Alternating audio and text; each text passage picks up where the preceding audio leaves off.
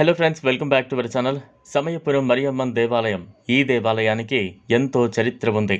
ప్రతి భక్తులు కూడా ఎంతో భక్తి శ్రద్ధలతో ఈ ఆలయానికి వచ్చి తమ కోరికలను కోరుకుంటారు. ఇటీవల ఈ ఆలయంలో ఓ అద్భుతం జరిగింది. పూజారులు అమ్మవారికి హారతి ఇస్తున్న సమయంలో అమ్మవారి మోము చిరునవ్వుతో మనకు దర్శనమిస్తుంది.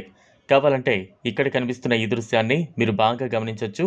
హారతి ఇస్తున్నప్పుడు ఆ వెలుగులో అమ్మవారి మొహంపై చిరునవ్వు మనం స్పష్టంగా చూడొచ్చు. ఇదంతా కూడా ఆలయ పూజారులు తమ కళ్ళారా చూశారు.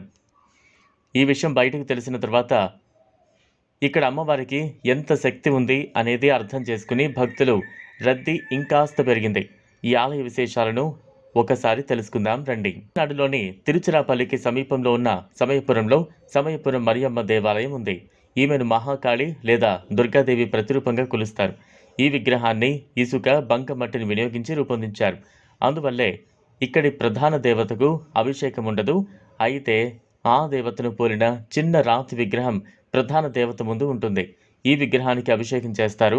ఈ సమయపురం మరియమ్మ ఎటువంటి వ్యాధులనైనా తగ్గిస్తుందని భక్తులు నమ్ముతారు. అందువల్లే మనలో ఏ శరీర భాగానికి వ్యాధి సోకి ఉంటుందో ఆ శరీర భాగాన్ని పోలిన వెండి లేదా స్టీల్తో తయారు చేసిన శరీర భాగాలను అమ్మవారికి ముడుపుగా చెల్లిస్తారు. దీంతో ఎటువంటి వ్యాధైనా ఇట్టే నయమవుతుందని భక్తులు నమ్ముతారు. ఈ ఆచారం తరతరాలుగా ఆనవాయితీగా వస్తోంది. అదేవిధంగా భక్తులు మావిలక్కు అనే తీపి పదార్థాన్ని నైవేద్యంగా పెడతారు. ఇది బెల్లం, బియ్యం పిండి, నెయ్యితో తయారు చేసిన తీపి వంటకం అందిస్తారు. మరికొంతమంది భక్తులు దేవతకు ఉప్పును కూడా ముడుపుగా అందిస్తారు. ఈ ఆలయం ప్రతి ఆది, మంగళ, శుక్రవారాల్లో లక్షల మంది భక్తులతో కిటకిటలాడుతూ ఉంటుంది. తమిళనాడులో పళని తర్వాత అత్యంత సంపన్న ఆలయం సమయపురంలోని మరియమ్మ ఆలయమేనని చెబుతారు. దీన్ని బట్టి ప్రతిరోజు ఎంతమంది ఆలయానికి వస్తుంటారో మనం అర్థం చేసుకోవచ్చు.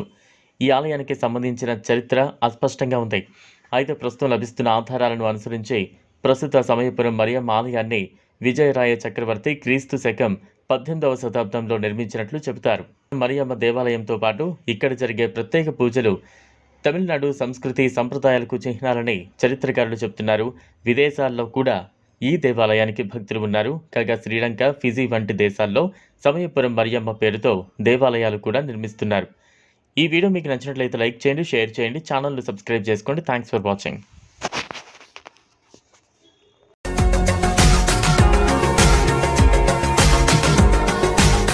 మరిన్ని అప్డేట్స్ కోసం మా ఛానల్ని